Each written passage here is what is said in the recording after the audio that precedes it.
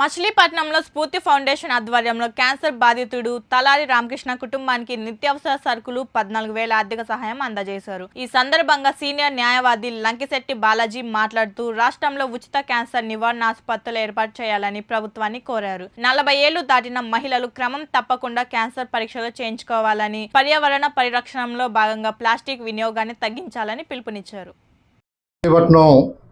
Drivers కాలనీలో తలారి రామకృష్ణ గారు వయసు 36 సంవత్సరాలు, ఇద్దరు ఆడపిల్లలు 6వ క్లాసు 4వ క్లాసు చదువుతున్నారు.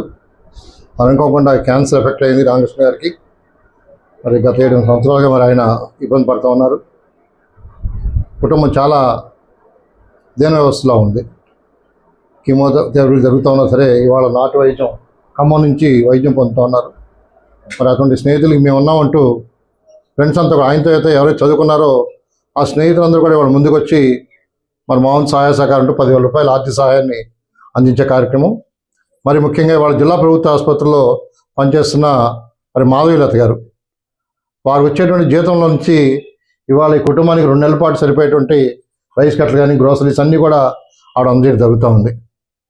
ఈ స్ఫూర్తి ఫౌండేషన్ యొక్క పిలుపు మేరకు ఈరోజు మంచి సేవా కార్యక్రమం నిజమైనటువంటి కుటుంబానికి అందే విధంగా ఇక్కడ ఏర్పాటు చేశారు. మచిలీపట్నంలో ఉన్నటువంటి సంస్థలు కానీ ఉదార స్వభావం వ్యక్తులు ఈ కుటుంబాన్ని ఆదుకోండి. డ్రైవర్స్ కాలనీలో ఈ కుటుంబం ఉంటుంది. 2 ఆడపిల్లలు, ఏమీ చేయలేని నిస్సహాయ స్థితిలో ఉన్నాడు రామకృష్ణ. కానీ మనంతా కూడా మీకు సైతం మేము ఉన్నామంటూ స్ఫూర్తి ఫౌండేషన్ పిలుపుతో ఈరోజు మంచి కార్యక్రమాన్ని ఇక్కడ ఏర్పాటు చేశారు. త్వరలోనే రామకృష్ణ కోలుకోవాలని కూడా మనస్ఫూర్తిగా మరి కోరుకుంటూ ఈరోజు మంచి కార్యక్రమం ఏర్పాటు చేసినందుకు స్ఫూర్తి ఫౌండేషన్ స్పందించినటువంటి ఆయన క్లాస్మేట్స్కి మాధులత గారికి ధన్యవాదాలు తెలియజేస్తాను.